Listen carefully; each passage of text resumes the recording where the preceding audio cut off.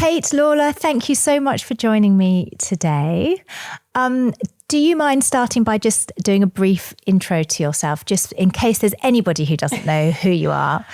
I hate introducing myself. I never know what to say. That's horrible, but I'm Kate Lawler. You might know me off telly, from radio. I do a podcast and I'm a dog lover, so I'm very happy to be here with Peanut. Well, thank you so much for coming. You were known for being the first female winner of Big Brother. Is that right? Yes. Long time ago, that. And what was that like as an experience? One of the best things I've ever done. Oh. Yeah. I had a very positive experience from Big Brother. And I won. And which is always good. So, I won money, which I didn't have. So I was able to buy myself a flat. Oh, that's Put the money down as a deposit on my first ever property, which is amazing. As a result of that? Yeah. Oh, so it was all good for me. And I was only 22.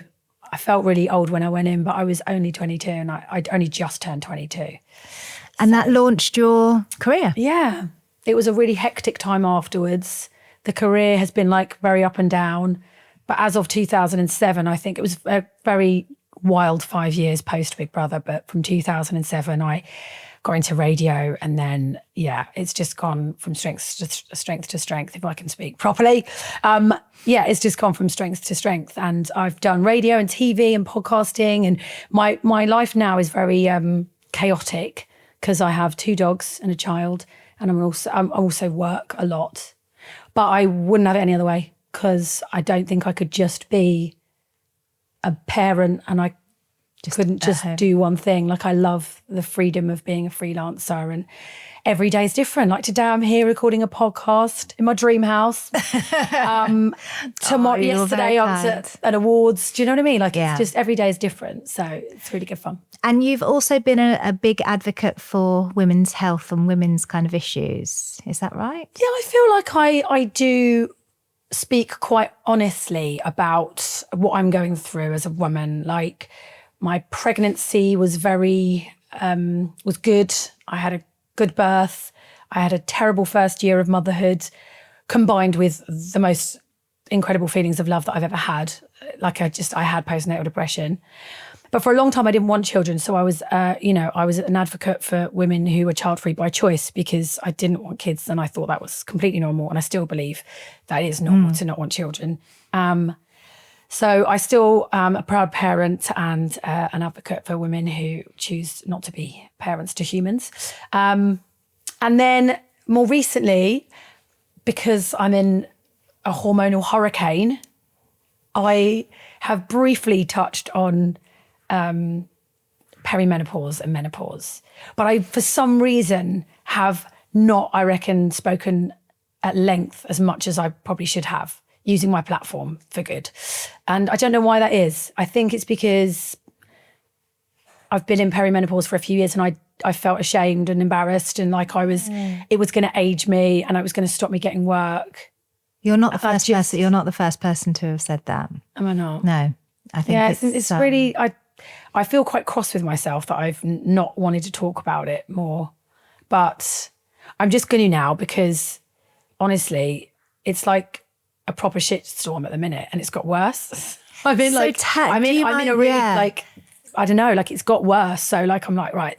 It's like when I spoke about postnatal depression, I just went on my Instagram, was just like, guys, this is shit. Is anyone else struggling with motherhood? Like I can't breastfeed properly. I'm not sleeping. I'm tired. I thought I'd be there like her on the boob, just being like, this is wonderful, isn't it? I love being a mum. Give me more.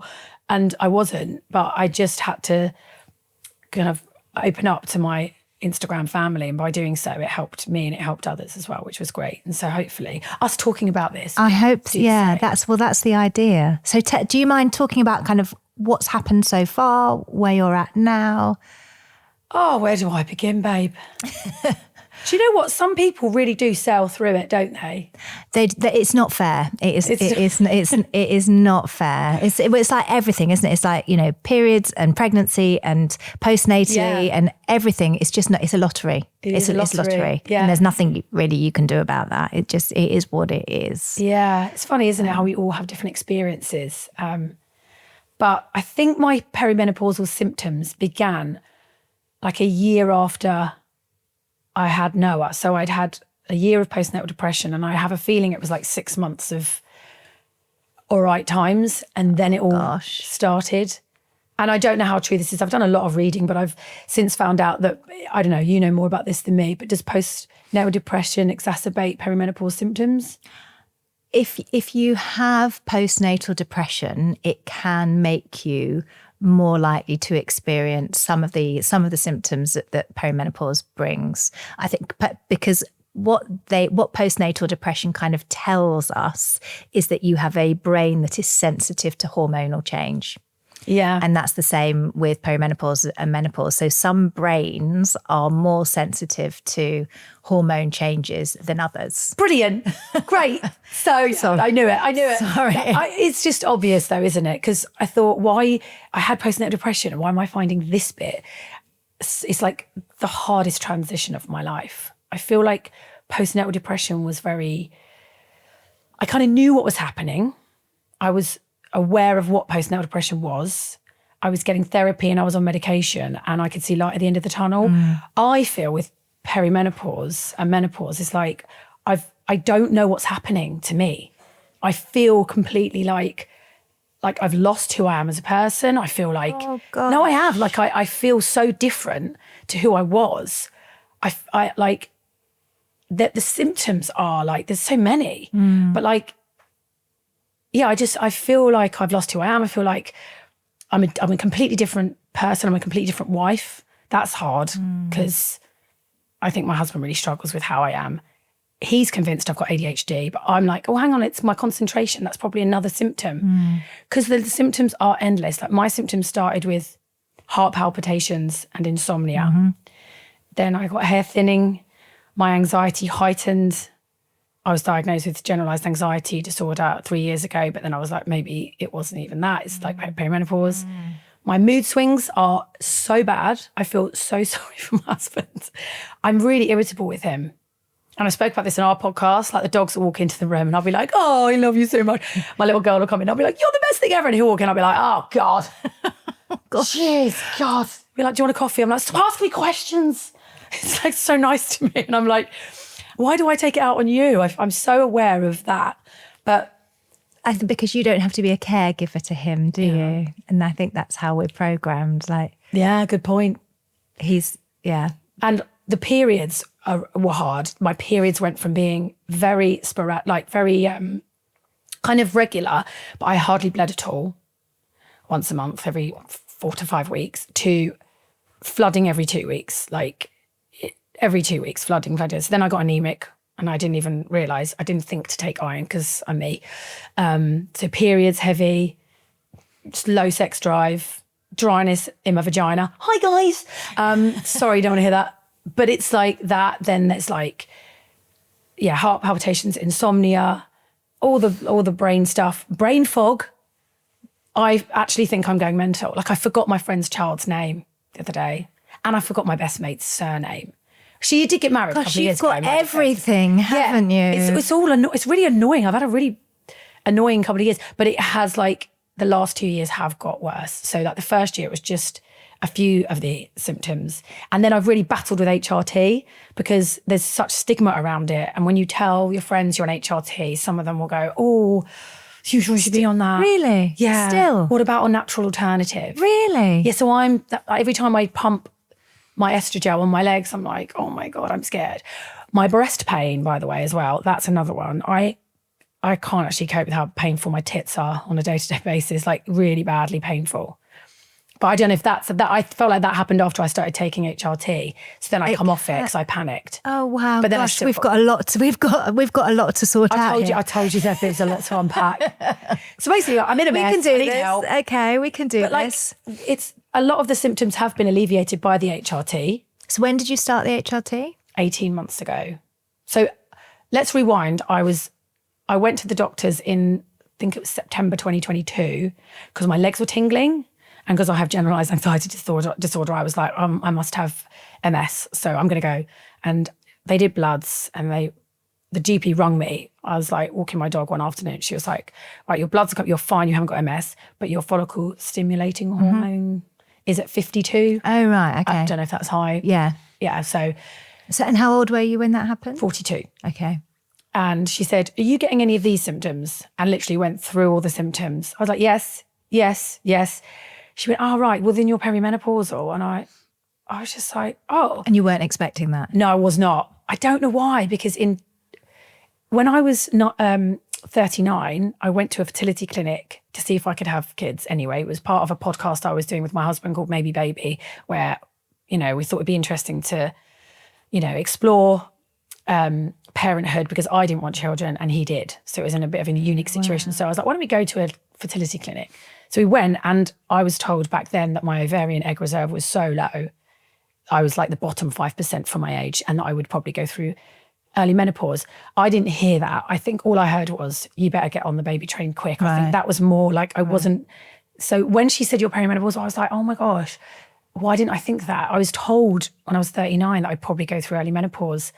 I had like very few eggs left. So it just didn't compute. I just didn't think that I would be going through it that young. But then it made sense. And okay, so you had all of those symptoms. You went to your GP and they did all those blood tests. But I didn't go to the GP about any of those symptoms. I didn't go to the GP about my heart palpitations, my anxiety, my low mood, my period getting closer together. It was the tingling legs. I was like, oh, I've got MS. See. Sorry, so then I went, they did the blood test. Okay. And then they were like, your follicle stimulating hormone is quite high. And are you going through any of these? And then the penny dropped. Yeah. Did the penny drop that all of the symptoms were linked? Yeah, because she was just like really matter of fact. She phoned me. She was like, hi, your follicle stimulating hormone levels are really high. You don't have MS. This tingling legs is probably a symptom of perimenopause. Are you having any of these symptoms? I said, yes. She was like, right. So we're going to put you on HRT, recommend taking the coil for your progesterone and then patches or gel. Was this all on that same phone call? Yeah, cool. See you later, bye. She put the phone down. I was just like, and I felt embarrassed. I felt like I couldn't tell my husband. I was like, if I tell him I'm perimenopausal, he's just going to look at me like I'm a shriveled up old raisin and he's not going to have sex with me anymore. Not that I was giving him sex anyway. Hi, Bodge, if you're watching. So I was really embarrassed, and I didn't actually do anything about the HRT until March the following year, when I got really bad. So for like from October, November, December, like 5 months, I carried on struggling. And it just got worse and worse. And then I remember us having a couples therapy session in January, and our therapist was so lovely. And she said, and Bodge actually said to her, I'm sure Kate won't mind me telling you this, Diana, but Kate was diagnosed with perimenopause in October, but she still hasn't done. No, then she said, what have you done about it? And I said, nothing. She was like, why not? I said, I don't know if I want to take HRT. She said, why? I said, because all my friends think I shouldn't. And then she said, have you watched Sex, Myths and the Menopause with Davina? And I said, no. She said, go and watch it. And Martin, you should watch it as well. So me and Bodge watched it together, and actually it was really helpful. And she said, just go on HRT. So. And is that what happened next? That's what happened next. And then I got really painful boobs, and I was like, Googling, like, what if, and I read that if you have painful boobs, you should come off HRT. Oh, wow. So I did. Oh, wow. But then they stayed painful, so then I went back on it. Oh, gosh. So I'm currently on it. Okay. Do you think I've got ADHD? I feel like that's what my husband thinks. He thinks I've got ADHD, but I'm like, because he's like, you don't concentrate anymore. And I'm like, I think I'm just in a bit of a mess because I don't know what I need. And maybe I think I need something else rather than just HRT. Do you know what I mean? What we should do is carry on talking about what you've experienced and kind of where you are today, and then I can give you my thoughts based on that. Is that yeah, okay? go for it. Yeah. And so you started HRT, and then what happened? I remember being on HRT from March 2023 for a few months, or actually at least 6 months. It was at the end of 2023 that I was like, I'm coming off it. My boobs are painful. And I remember actually the GP calling me after 6 months, going, just seeing how you're getting on with HRT. And the GP was like, do you have any breast pain, breast soreness? And I was like, a little bit. And he was like, okay. And I was like, why did he ask me that? And then my mind started going, why is he asking me that? Should I take it? So then I come off it, and actually just decided to come off it? I did, yeah. Just came off it. I was wearing the patches and they kept falling off anyway. So I was like, I'm just going to come off it. But I still had the coil in for progesterone, which has really helped with my periods. Oh, right. Yeah. And the estrogen helped a little bit with my sleep, my dryness, not so much my sex drive, but the periods, I mean, for them to be less and not as like, that was horrible, just having every 2 weeks, just like heavy bleeding. Did they scan you before when they fitted the coil? Did you have a scan? No. But have they settled down to? Yeah. And do you get anything at all? Last month I didn't, and I feel like I'm due on because I've got like the most painful pubes, but like there's nothing. Like I'll wipe one day, that'll be a tiny bit. Okay. So I don't know. That's the thing as well, isn't it? Because you don't know once you've got the coil in, if you've gone into menopause, you just don't, because you're not having periods. So that's another thing. I don't know why I'm so obsessed with knowing. Like, I wonder if I'm in it. Do you know what I mean? Yeah, it is definitely a common sentiment that, and you don't, but if you're using HRT, you don't know either. So it's only if you were to take the coil out and stop everything for a year that you would know, which is a long time. It's a long time. So I don't know, like, so I'm on it. So I've been on it. What are you using at the moment? So I have 2 pumps, one on each egg. Right. Of estrogel. Yeah. And I went back to my GP after I'd not taken it for a few months. I'm very conscious of how much I drink. I don't drink as much anymore, and my diet has changed. I've like increased fats, and I try to limit ultra processed foods. I've never cared about what I'm putting inside me more since like a year ago. Like I really am trying to eat better foods, to feel better. I've changed how I exercise. I'm doing more weights. I drink less alcohol. So I really am trying to work on myself. The main issue is my brain. I feel like my brain is constantly on high alert. I have racing thoughts all the time. I'm moody with my husband. I'm like anxious. I have really bad health anxiety, which I never had before. Never had health anxiety in my life. Over the last year, that's heightened, to which I literally think about bad stuff happening every single day. Like it's really annoying. Yeah. But also I question, like with my creativity, I feel like I've lost my creativity. Like I don't feel like my brain works in the same way. And like I forgot my mate who got married 2 years ago, her husband said, I was like, what's your married name? I'm being really thick. And she was like, Moore. I was like, I knew that, but it just went from me.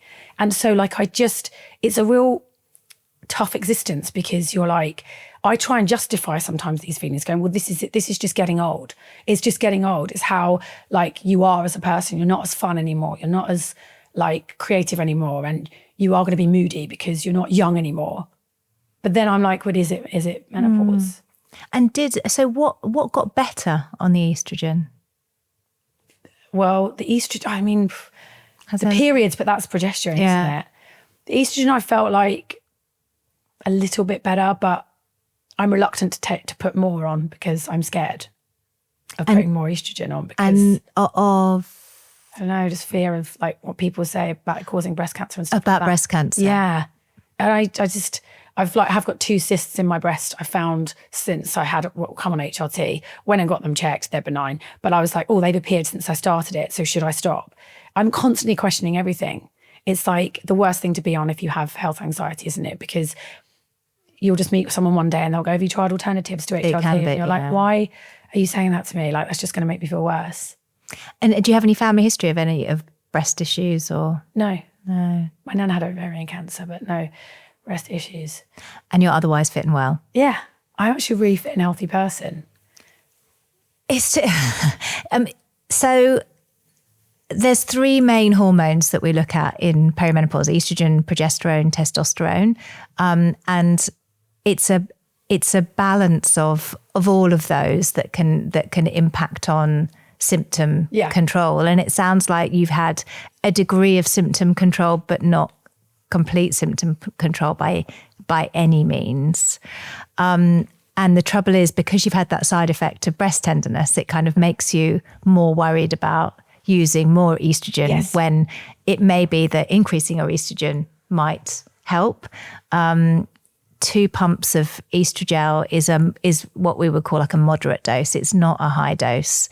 And given that you were so young, we do see that younger women sometimes need higher doses to get symptoms under control. But the higher the dose, the more likely you are to have breast tenderness, but not always.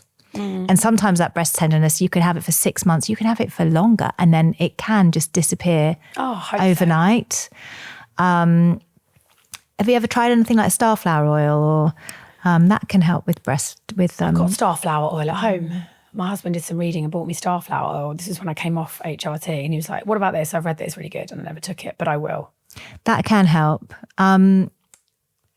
Did you get the breast tenderness after starting the HRT or after the Mirena was fitted? Or do you remember which was first? I started them at the same time. Yeah.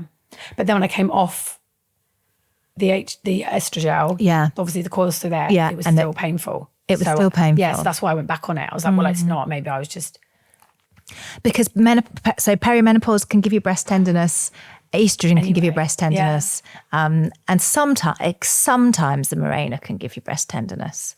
But given that it's controlling your bleeding so well, it would be a shame to take that out if we don't know that is what the culprit is. But it's interesting what you say about ADHD is that some women feel that perimenopause can kind of unmask ADHD-like symptoms. So the symptoms can overlap, but equally it can be in pre-menopausal women. It's like women have a superpower of keeping those symptoms at bay, and then you remove their estrogen at kind of perimenopause or menopause, and those symptoms can become more kind of more visible, more pronounced, more intrusive. But sometimes getting HRT kind of sorted in itself can help, but it can take a lot of kind of tweaking.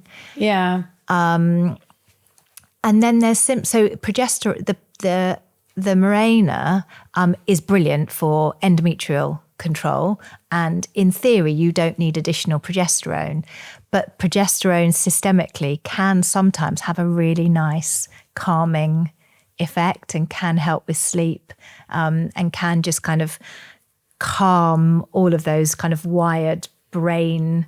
That's what I need then. And I just wonder whether that's what I need. That might be. I mean, it's not kind of part of conventional. It wouldn't be part of a kind of conventional protocol, but how does it work then? If you say you might need more progesterone, do you just take it, or you can just take something called, it's a micronized progesterone called Utrogestan, or there's a couple of brands now that we've got available, and you just take it as a capsule. You take it at night. It can help with sleep, and it can help. But we just as a kind of, sometimes because it's a bit of a roller coaster, like something that works now for 6 months, you might find that you're still in the middle of this kind of roller coaster journey, and that things might change as time goes on. And the other thing is testosterone. I don't know if anybody's ever checked your... Well, I read about testosterone and I was like, yeah, it sounds good, but I've just spent 8 months doing laser hair removal on my face, and then it says one of the side effects is hair. I don't want to, what a waste of money. Then I grow a beard again. It's not fun, is it? I just was like, and also my sister-in-law said she tried a testosterone. It made her, she said it sent me mad. I don't know why I let other people's experience put me off things, but my menopause doctor at my local GP did say to me, take more, which I haven't been doing. She was like, another pump of estrogel, please, for a month. We're going to do your estrogen and your follicle stimulating hormones levels again in a month. And she said, if in a month's time after you've had extra estrogel, you're still feeling low, we can prescribe testosterone, which I was really surprised at because I didn't think you could get it. You can get testosterone on the NHS. I mean, it's certainly useful doing estrogen levels to see whether somebody's absorbing. And given that you had such high FSH levels such a long time ago, it may well be that you haven't got any underlying ovarian activity. And so if we see you with a low estrogen level, then I think it would be useful to know to put your estrogen up. FSH levels are not going to be massively helpful in at this point in deciding what to do clinically. Yeah. Like they can be useful when you're if you've got a young woman and they've got perimenopause or menopausal symptoms and you want to be sure of your diagnosis. Yes. That's when they can be useful. But even if you've got a normal FSH, you can still be perimenopausal. Yes. Well, that's like my twin sister. She's having hot flashes, she's having headaches, and she's put on loads of weight. And that's another thing, bloating. Gosh, that's what estrogen has helped with. My bloating isn't as bad. Yeah. When I first went on HRT, I went really bloated, and then it just calmed down again. But I was already bloated before that as well. Right. So I'm not as bloated anymore. So that's helpful. Yeah. But she had her FSH levels checked and they were normal. And I was like, but I still think you're having so many of these symptoms. Is she an identical twin? No. Oh, no. No. And then with testosterone, we normally do testosterone levels to see where they are before starting treatment, because sometimes you have somebody with a high testosterone. Right. And if they are low, then it can be useful to start, particularly with libido. So it's licensed for use with somebody with a low libido.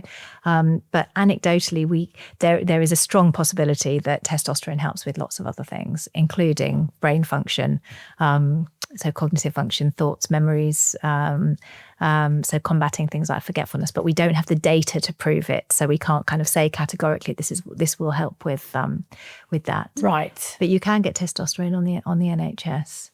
Do you think I need it? I think we need to. I think with you, I would look at doing things in a very stepwise way.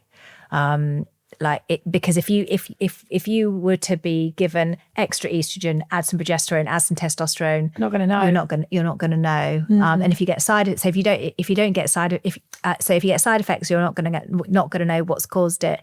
If you don't get better, is that because you've got a kind of one thing's made you better, one thing's made you worse? I would do things very, very stepwise. Well, my blood test is next week to check my estrogen levels, because luckily they were checked when I had that blood test back in September 2022. So she said we've got something to compare it with. And if it's gone really low, then we can just up that. And then maybe if that doesn't work. So if your estrogen levels are low, I would start by adding estrogen. Yeah. If that doesn't make any difference, then and your testosterone is low, then you can add that. And then if that doesn't make any difference, you can add some progesterone as well. Have you ever had a DEXA scan, a bone scan? No, I had an X-ray actually the other day, like a full body X-ray for my bones, because my chiropractor sent me, because she just was out of interest. She was curious, but I don't know if that's a DEXA scan. It is. I think it was. I'm sure. I basically just stood in a room and got X-rayed on my whole body. I don't know if that's what I had. Did I have a DEXA scan? I don't know whether she did. My chiro just sent me. She was like, because of my bones and my everything is just hurting, my joints. She was just, let's just get it checked. But I've not been back to her. Probably not. Probably not. What's a DEXA scan then? A DEXA scan looks at your bone density. Oh. So it will tell you, so if you have an early menopause, which you did, then you are more likely to have thin bones. And, biscuits. It's just one thing after another, isn't it? But if we know you've got thin bones, then that gives more weight to the argument of increasing your estrogen. Mm-hmm. And it's good to know. You should get one on the NHS as well, I would have thought. Okay. I mean, it depends on some are easier to access than others, but it's important to know. Because you were young. To have a high FSH at 42 is young. Mm. And we don't want you to have prevention is much better than getting kind of frankly osteoporotic and then working back from there. It's just that. It's like things that lead from, that's my fear, is that you hear about, like, if you don't treat your bone density if you don't treat your bones well, then you might get osteoporosis. And if you don't treat the brain fog, you might get dementia. And if you don't treat this, you might get heart failure. There's just so much. And if you do take this, you might get this. You might get breast cancer. There's just so much. It's as someone with like the blooming mental health issues I do, it's really hard to cope with. It is. And you're being told categorically that if you don't take HRT, you're going to, you've got estrogen deficient and you're going to get heart disease and you're going to get dementia. But if you do take HRT, you're going to get breast cancer and it's not natural. And why is everybody saying that every woman's been going through this from forever, and it's why all of a sudden do we all need to be medicalized? And it's impossible. I feel like we're at a point now, a shift in society where, like, because I feel personally like it hasn't ever been spoken about as much as it's been spoken about now, which I'm really grateful for. But like back in the day, I think women, and this is something that half the population go through, I feel like women were just told to just suck it up. You're going through it. And did conversations between women on their own even happen? And I don't know if they did. I don't know if they even did. Yeah, we was watching an episode of Mad Men the other night. I just dipped in. My husband's really into it. And it was like showing what life was like in the 50s. And this woman was like trying to confide in this woman in the bathroom, and the woman was just dismissing everything. And you could see she was really upset. And I was like, oh, I hope that's not, that's not what it was like in terms of like postnatal depression and menopause. But it feels like only now, over the past few years, thanks to people like you, Davina McCall, the conversation around perimenopause and menopause is only really happening. And like now, I don't know if it's because of my age, because I'm in it, but like I feel like I'm surrounded by women who are talking about it. And I feel like it's more normalized.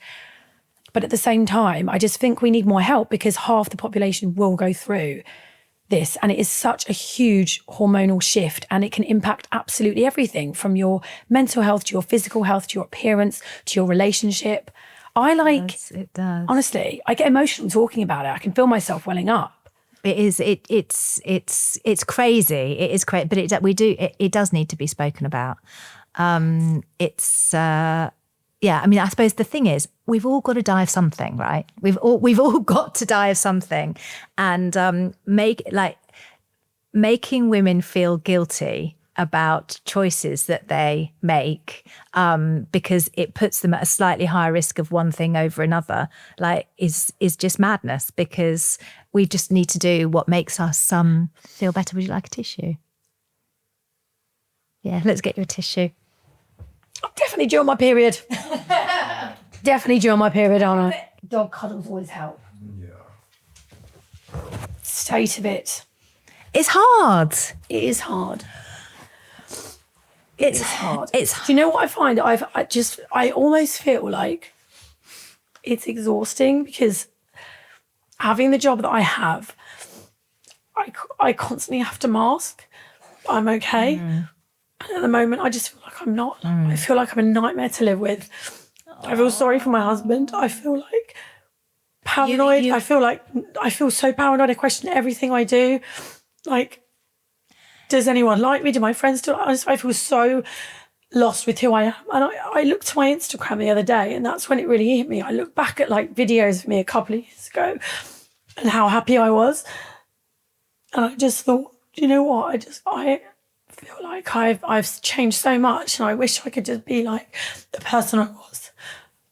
You shouldn't, you don't have to feel like this. You don't have to feel like this. I wish I just wasn't so funny about the HRT. Like, I wish I just listened to the menopause doctor and just I put more estrogen on, because I'm just scared. That's all it is. And that's the anxiety that I have. And ultimately it all stems down to me just having that health anxiety, that I'm so scared of doing anything that might, to the point where, like, just even drinking alcohol now, I think, oh God, I shouldn't drink alcohol because it might cause this and I might die. Ever since I've had a kid, I've, been so scared of that. But yeah, I just think symptoms have become exacerbated, and I don't know why. Like, in the last year, I thought I would feel better. And I've almost like like my friend is convinced, she's like, just go on some antidepressants. She's a nurse. She's like, I think you just need SSRIs alongside HRT. And I don't know why I'm reluctant to take them as well. I don't know why I feel like I wouldn't take something that would make me feel better. I feel like I've just resounded myself to the fact that this is how I feel now. This is my future. Like, I'm just, until I'm through menopause. I don't think that's, it can be a roller coaster, but I don't think that this is you forever. I really don't. Like, if you look at my clinic lists, they're all women between the ages of like 40 and 53. Right. And then they don't need to come anymore because they're all fine. Right. It's the turbulence that gives symptoms. And it's so understandable why, especially if you've got health anxiety, and especially if your brain is in its kind of hypervigilant state, that anything you do that might increase your risk of something, you're going to be hypervigilant about, and then it might prevent you from doing the very thing that might make that hypervigilance get better. But if you think about it, so the estrogens that we give are the same as those that if your ovaries were still working as they should, would be pumping out anyway. They've pumped it out for 30 years. And so breast cancer is not caused by estrogen. it's cancer. Estrogen does not cause breast cancer. You can have breast cancers that have estrogen receptors on, but that's because breast cancer is derived from breast tissue, which has estrogen receptors. Does that make sense? No. Oh, no, it doesn't make sense because nothing makes sense to me. I've spoken about it with Bryony Gordon, Caitlin Moran, and, we're all joking about the symptoms of perimenopause and, oh God, brain fog and all of that. But then I go home and I cry and I'm just like, oh, mine just really it's like, are we all just masking, feeling like shit and trying to just humour ourselves because we feel really bad? Or is it just me?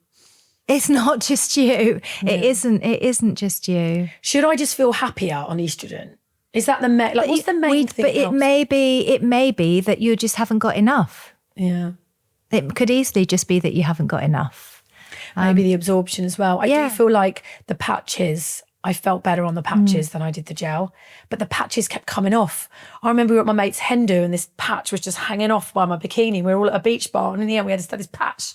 I was like, I can't do that. And also it leaves the marks, it leaves the circles on your skin. I wonder which patches you used though. Were they big? Were they quite big? No, they were small like that.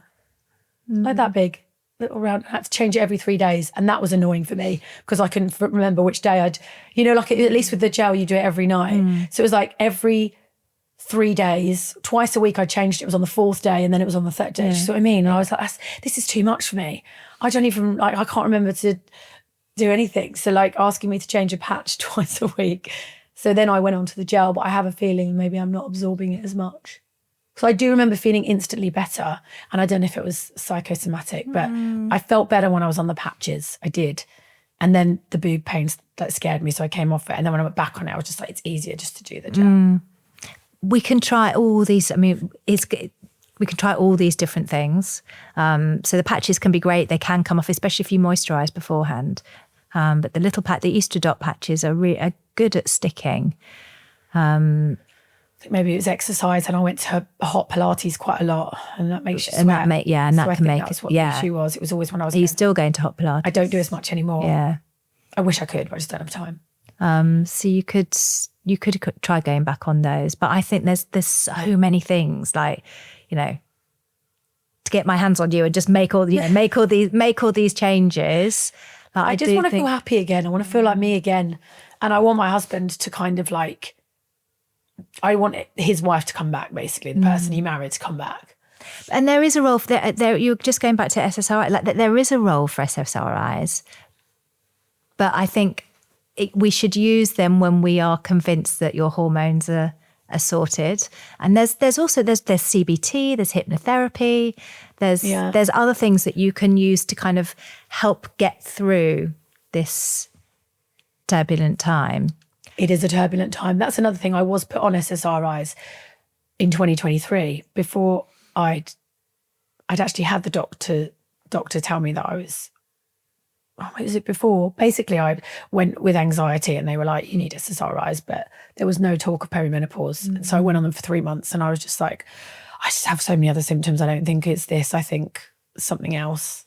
So I'm just one of those people that experiments for things, but I don't think I use medication sensibly. I think I try and think I know best when I should actually listen to professionals rather than my own brain and friends and family. Do you know what I mean? I do. And the internet. Yeah. The internet is just full of... There's too much. Read comments. There's too much. You read so much. Social media. And 8-10 years ago, there was nothing. There was absolutely nothing. And now anything you type in is it's a complete minefield. It is such a minefield. And you can go down rabbit holes, and you can I sometimes will be sent something. How things kind of the algorithm sends you something, and I read it and it's just like, 1 minute, what? And I send it to my little, my group of doctors. I'm just like, I'm not going mad. What the hell is this? And they're like, no. It's mad. This is madness. This is not right. But it's quite dangerous. But it's really, Ultimately, I didn't take HRT because I was scared because of all the stuff that has been written about it over the years. And, the documentary that I watched with my husband was so helpful and in debunking all those myths about it. And then when you meet other people and they're on HRT, you kind of feel like, yes. But it is also important for younger women to replace those, to replace hormones. Yeah. And that's what you are. You are a younger woman, and you're taking it. But we just need to make sure that we get it right. And it's not easy. Are you using vaginal estrogen? No, she gave it to me again. I haven't used it. She said, "Take this, put this up your fanny." It's still in the box. And is there? Do you know I don't know why why I haven't used it. Why did she give me that? This is the thing. I'm just like, why, I didn't ask her why. She was just like, "I'm prescribing you with some vaginal estrogen as well." She was like, "And then in a month we'll do your estrogen levels." Because if you've got symptoms of dryness, if you've got urinary symptoms, it can help with all of that. And you don't really absorb it systemically. So there's, it's not, if you're worried about the risk of systemic estrogen, that's not going to give you more systemic estrogen. So you recommend I take that? Yeah. I mean, I should have just listened to the doctor. She's a professional, isn't she? But there's dryness, by the way. Can we just talk about vaginal dryness, right? I remember Jenny Eclair doing those adverts. Dry vagina, try Vagisil. Do you remember those adverts? No, I'm showing my age now. Jenny Eclair did these adverts for Vagisil years ago. And I was like watching them thinking, why would anyone get a dry vagina? I don't get it. Is this something that happens to old women? The menopause word wasn't a thing. I never spoke about it with my mum or my grandparents or anything like that. And I just thought that a dry vagina was like, you got that when you were like old and wrinkly, when we were all in our like 90s. Do you know what I mean? And then one day I had a tampon in. I'm really sorry, guys. And I was like, ow, couldn't get it out. And I was just like, because my periods were really light. And I was like, why is it hurting to insert and take out a tampon? And sex became incredibly painful. And I was like, I don't want to have sex anymore. And then I was like, well, why am I not like lubricated when I'm having sex? And I started to like question, I was like, am I not like enjoying it anymore? And it was just so puzzling for me.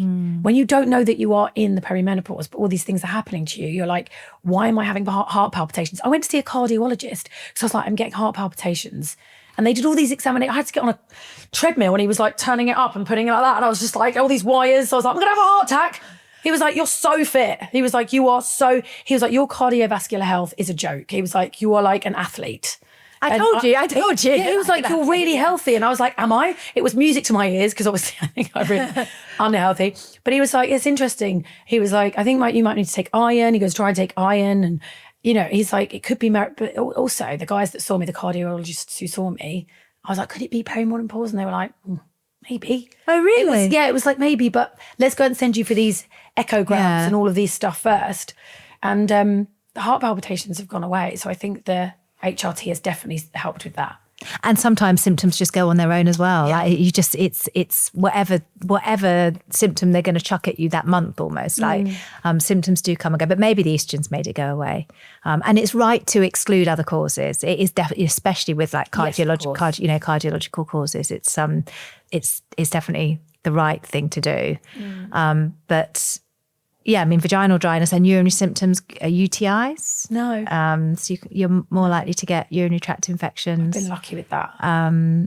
But it's keeping your urogenital health in as best condition as possible using topical estrogen is important. And don't even read the leaflet that comes in the box because it doesn't even apply to topical estrogens.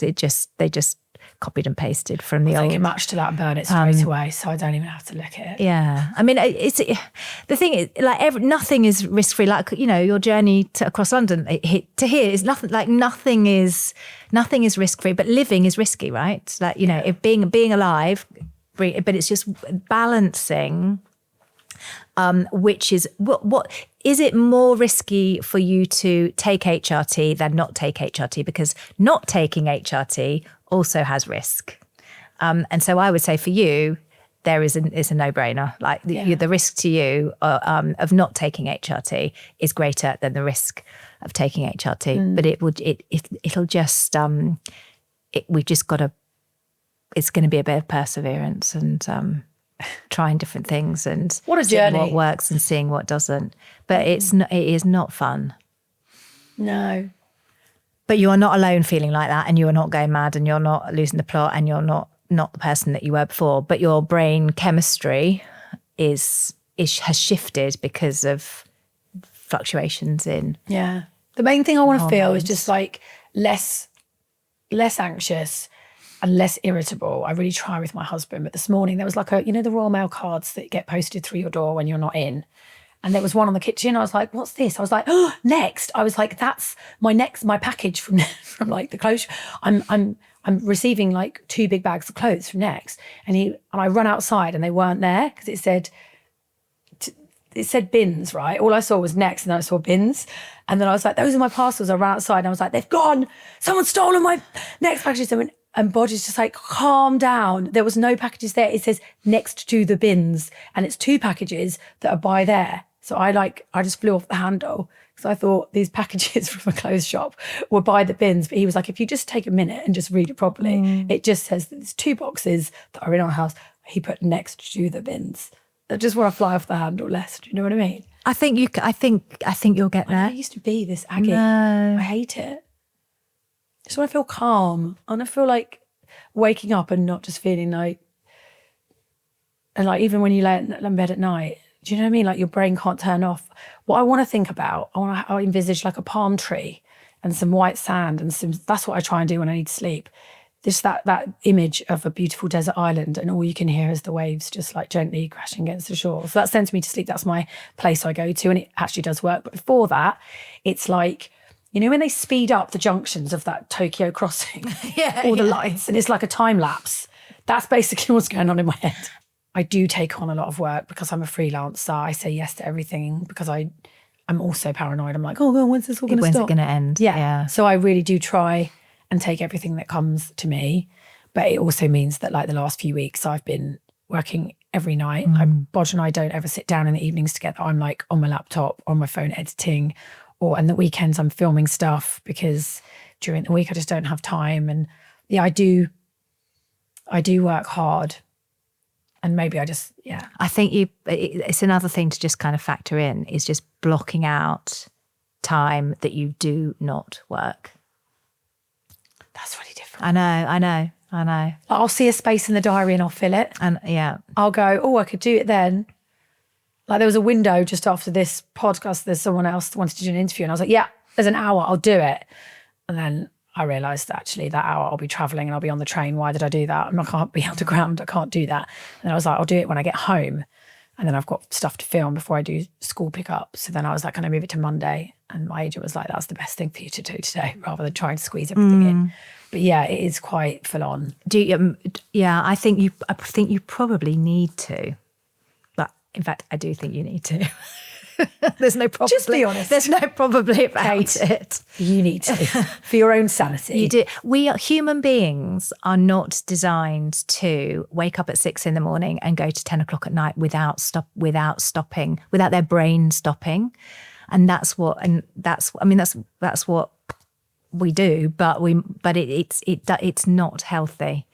No, I know. Look at our lives now compared to the cavemen. I don't know if I saw this in your podcast or another one, but like you just left your cave once a week to go and hunt and then you came back. Yeah.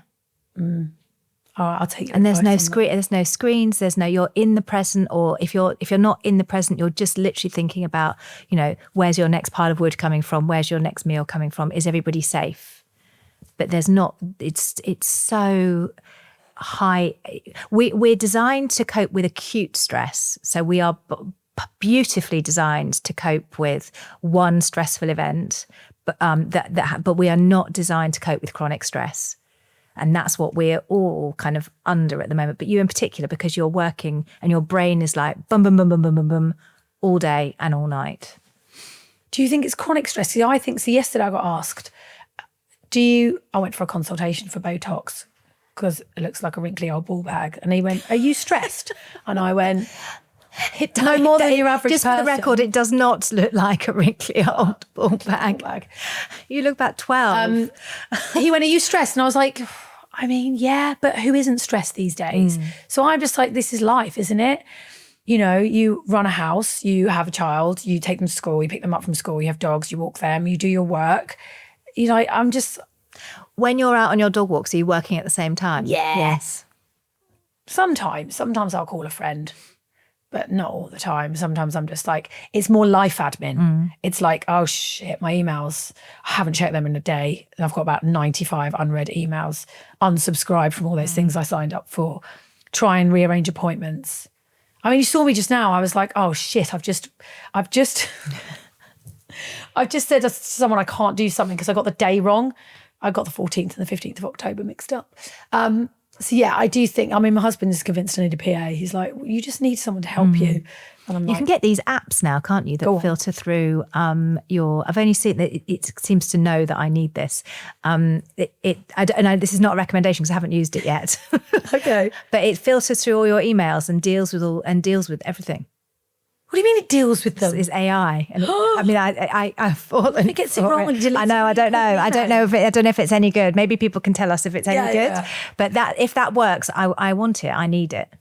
You just need to unsubscribe. I literally have the same emails coming through every day, and I delete. I don't even open them, and I'm like, oh, should I unsubscribe? No, I quite like. But also, they hide the unsubscribe button. You click the unsubscribe button, and it takes you off around the houses, and you've got to decide what you want to unsubscribe from, and then you get to the bottom. It's like, I don't know whether I've unsubscribed or resubscribed, and it's like it's just easier not dealing with it. And then you don't actually unsubscribe in the end because they still keep coming. Even if they still keep coming. They get you. They do.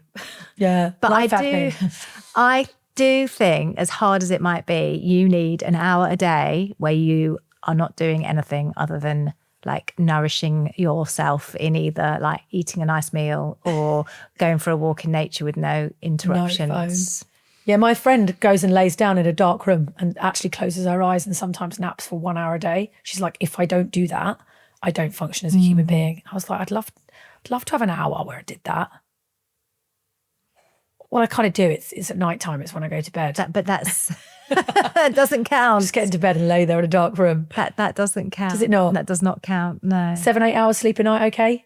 That's great. That's great. But that's not the only thing that you should be doing to look after your health.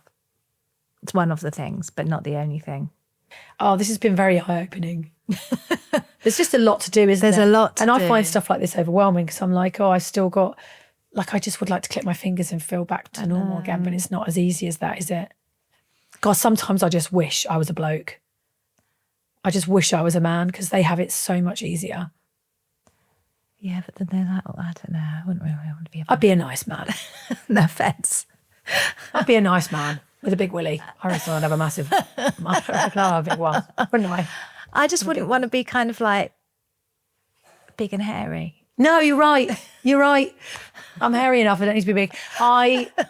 Sometimes though it is just like when you think about us, we go through puberty like they do, but then we have periods and then we grow children and we feed children from our own boobs and then we have boobs that are different to what they used to look like and then our bodies are different and our vaginas look different if we've given birth spontaneously or we'll have a scar across I love my scar, by the way.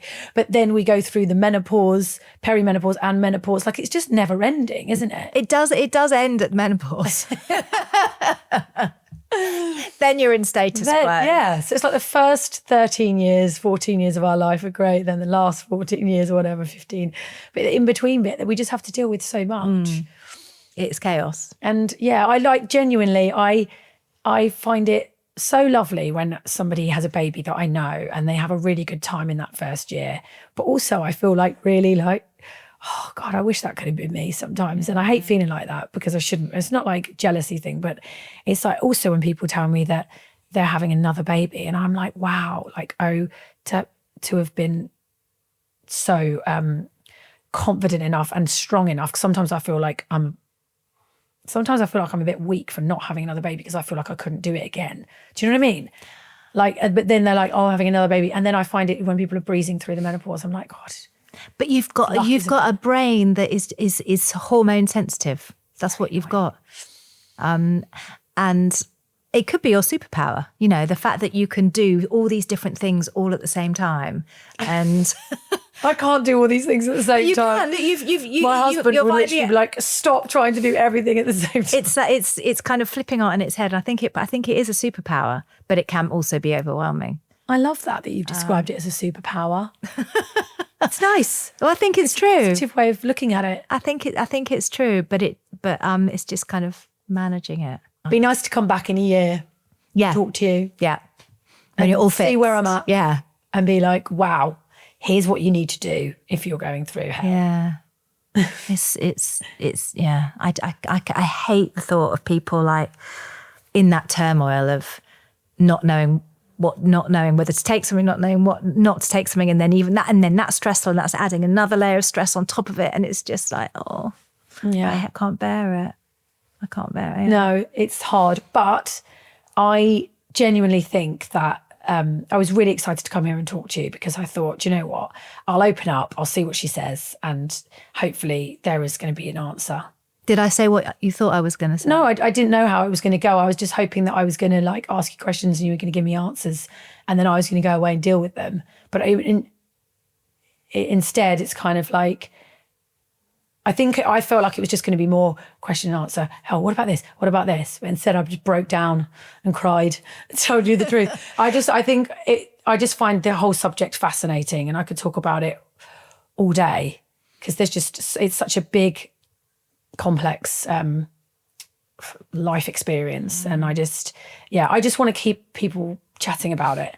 I don't think I'm going to shy away from talking about it anymore because you remind me of Lisa Snowdon, but she's much further down the track than you. But I think her experience was not dissimilar to yours. Really? Yeah. And yeah, when she was in it, it was just like that. You're just like that. You just don't know. You just don't know which way's up. Mm. But you'd never, I think if you looked at me online, you probably would think that I'm absolutely fine. I didn't have a clue until you started crying. Because I know, it's weird, isn't it? But then when I had postnatal depression, I was like, I was fine talking about it. I don't know why there's a kind of disconnect with me wanting to talk about it. But I feel like I've done my fair share of moaning, and I feel like... But it's why I feel like this is definitely perimenopause and not a depressive episode. Because if you're depressed, you tend to not be able to cover, your whole affect is different. Whereas you've got like classic perimenopause. It's just like textbook. It is. Yeah. It really, really is. Well, yeah, that's not a compliment. I'm textbook menopause. It's textbook kind of complex, you know. There may be a kind of ADHD-esque component,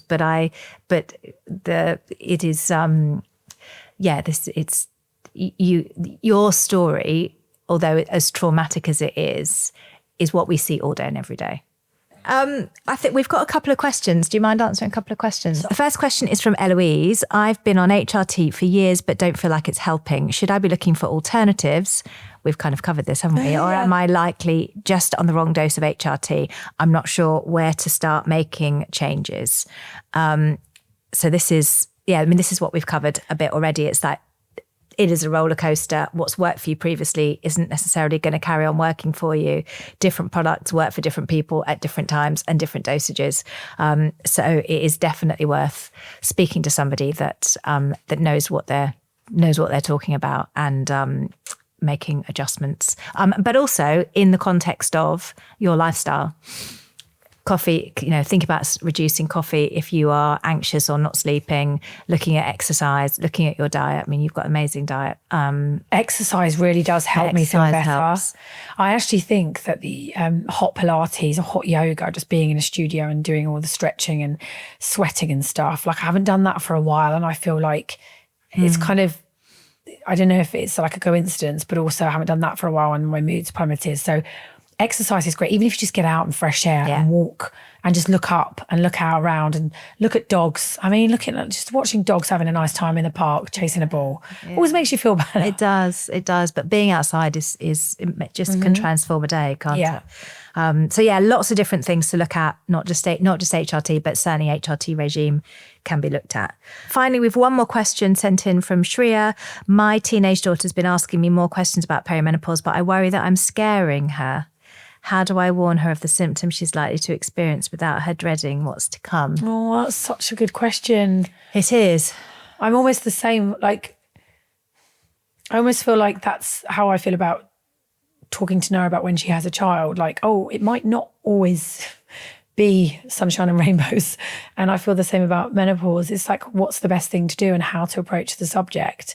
I guess you kind of, like with everything in life, there's pros and cons of this stage of life. That's maybe how you could put it, and say, you know, with menopause, you stop having your periods. You don't have periods anymore. So that might be positive for some if they're really bad and you don't get period pains and you don't get, you know, those pre-hormonal emotions and whatever. That's a way of looking at it. Yeah.